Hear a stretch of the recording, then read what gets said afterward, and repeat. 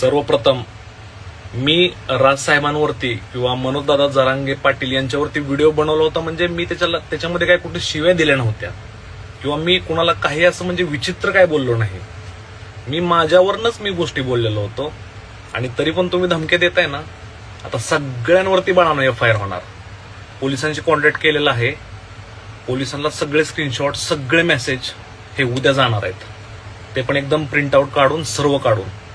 त्यामुळे बाळांनो, मी चूक केली त्या गोष्टीची मी माफी मागितली, पण तुम्ही बाकीच्या लोकांनी जे लावलंय ना, इथं ठोकूया तिथं ठोकू, तुला गोळ्या घालतो तुला दांडकी घालतो, एवढं सोपं नाहीये बाळांनो.